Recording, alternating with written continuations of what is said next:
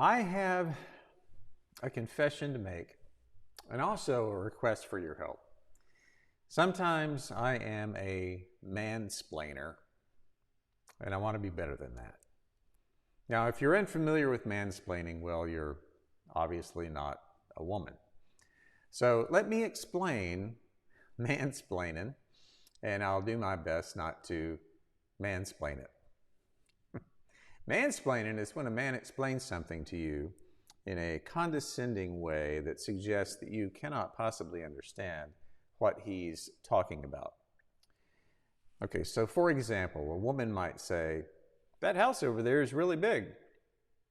And the man who's with her says, "Actually, that house only looks big because you see the architect and the builder designed it to appear that way and thus loom in size over the neighboring houses."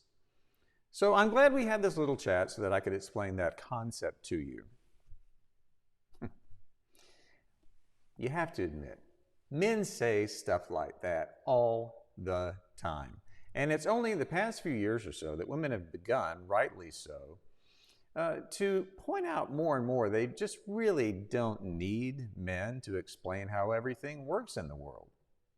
It's especially obnoxious when we men are busy explaining stuff, enjoying the sound of our own voice, while at the same time totally ignoring the stuff that really matters. But here's how I came to appreciate that I needed to work on that bad habit. And it really goes beyond mansplaining. Over the past several weeks, we've been through a lot. Nothing like COVID-19 has ever happened, at least in our lifetimes. And I don't need to rehash all the stress and the uncertainty and misery and grief that people are going through. Now, I don't want to diminish any of that, and we need to acknowledge what a weird and scary time this is. But at the same time, I also have to admit that I am an optimist. I have faith that in navigating everything that is weird and bad and scary, that we will emerge wiser, more compassionate, and more connected with each other. I'm realistic that we're nowhere near being through this yet, and that we'll be facing more changes to how we live, and that some uncertain times are still ahead of us. But at the same time, I have faith that the changes we're going through will lead to a reawakening, that we'll emerge from this experience with a vision of humanity and our world that's healthier and safer and better for all people. That we'll be talking less about doing good and truly doing more for the sake of each other. And I already see so many examples of that. Now, one of the realities of my experience the past couple months has been that I'm working almost entirely from home. I'm busier than ever, and I've also been inhabiting the same space with Elle for days on end. Now, thankfully, we really love being together, and, well, she puts up with me. And when I've not been on the phone or on my laptop or talking with her, I've been able to read and reflect on a lot of stuff. Such as, how am I spending this valuable time I have in this life? How am I navigating the world in ways that reflect my values and my faith? Last week on Mother's Day, I even found myself wondering if I was always behaving in ways that would make my mom proud. And while thinking all those big thoughts, I had an epiphany about the way that I can sometimes communicate. I realized that if I'm not careful, I can be a mansplainer, which is truly obnoxious. It's never intentional, but sometimes it needs to be pointed out to me that I'm doing it. Like I said, Elle and I are spending a lot more time together than usual. Her favorite example of this is that when she asks me something really simple like what time it is, and I start out by explaining the history of time and how clocks are made. But I'm working on it. I'll say, "I'm sorry, did I just mansplain that?" And she'll say, "Yep, enough talk. Go do something." Mansplaining's nothing new, but it wasn't always called mansplaining, of course. It was just called talk. And of course, the reality of recorded history is it's men who have done most of the talking about and debating ideas. Of course, ideas are very important, and talking about ideas is very important, whether it's explaining how a light bulb works or why democracy is better than a dictatorship. So ideas are good. We need ideas, and the whole notion of the importance of ideas is very rarely questioned. All the philosophies that the world has ever known were at first ideas, opinions, things that you believed in. And that's why, for a lot of people, maybe most people even, faith also falls into the category of an idea. Now, all of that might sound so obvious it's dumb to even bring it up, but we have the philosophers of ancient Greece to thank for how we even think about all this stuff, including how we think about our faith or being religious. In ancient Greece, the concept was born that you are what you think. You are what you believe. And we are still very much locked into that mindset. For instance, if I believe in a free market economy, then I'm a capitalist. If I believe in women's equality, then I'm a feminist. If I believe in Jesus, then I'm a Christian. So the idea became firmly planted. You are what you believe. And in order to believe in anything, you have to explain it a lot. Maybe the best place in the Bible where that idea pops up is in the book of Acts, the Acts of the Apostles. The Apostle Paul, well, he'd been traveling around that region for years, speaking in synagogues mostly, about his belief that Jesus was the Messiah. Now, in some places, he was welcomed and he was invited to stay, but in other places, he was run out of town. It was after those get-out-of-town episodes that Paul wound up in Athens. Now, Athens was a very cosmopolitan place and the absolute center of the universe when it came to debating and explaining ideas. And while Paul was there, he noticed to his dismay that the city was full of idols, and Paul hated idols. So he argued about idolatry in the local synagogue, and every day he would hang out in the marketplace and he would argue with whoever happened to be there. He soon caught the attention of some philosophers, who one day dragged him into the arena where every idea under the sun was debated, a place called the Areopagus. Now, speaking to that group of Greek intellectuals was a lot like a lawyer standing in front of the Supreme Court. So Paul makes his case before these people. He says he believes that worshiping so many gods and having so many idols is a worthless pursuit. He explains that there's only one God and that Jesus is the Messiah. And they argue with him. Back and forth they go, explaining to each other why their beliefs are superior.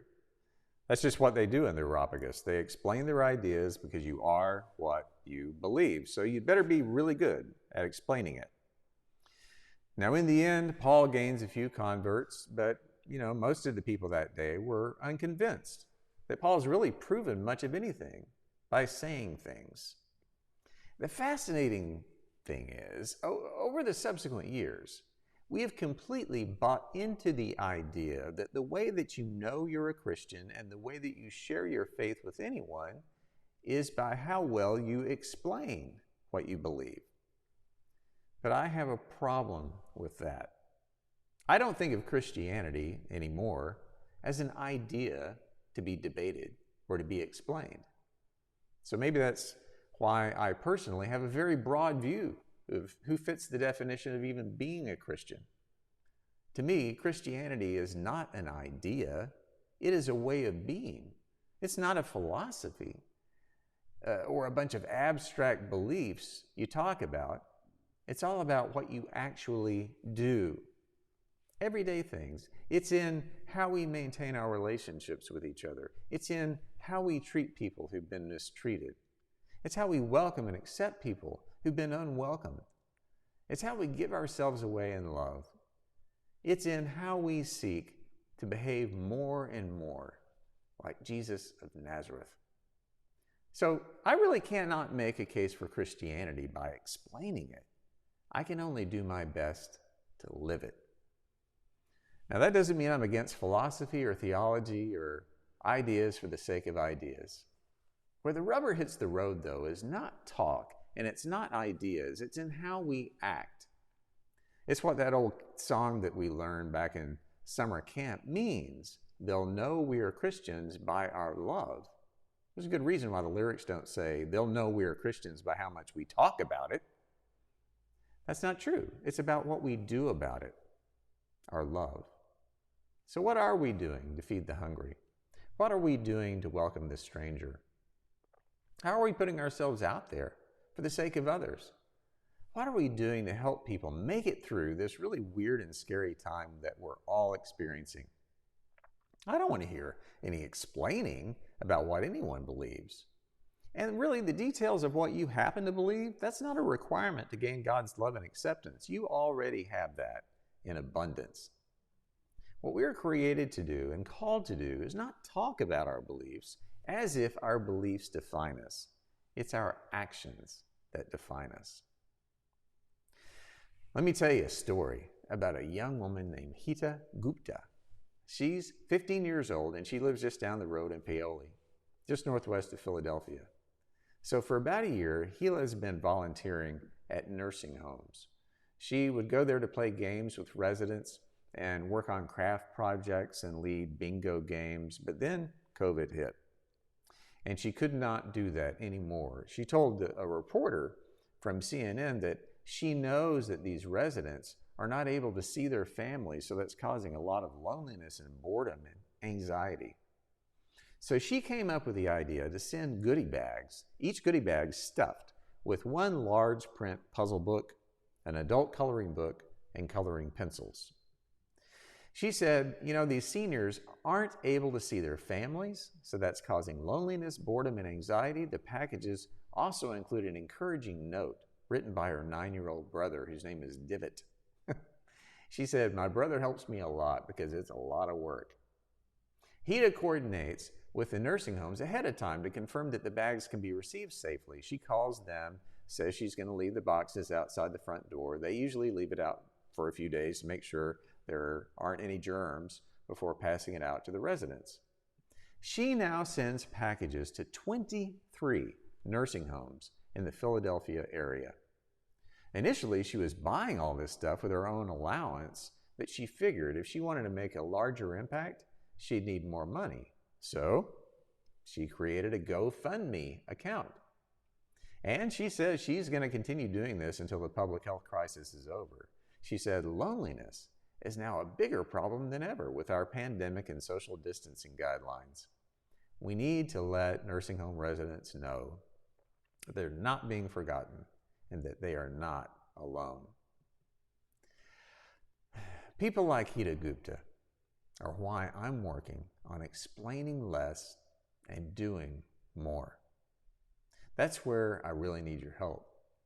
To join me as a group, as a church, we're already doing a lot, but we can do so much more, especially now. Just everyday, simple acts of courage and grace and giving and compassion and persistence and hope. So, enough explaining. It's time for doing.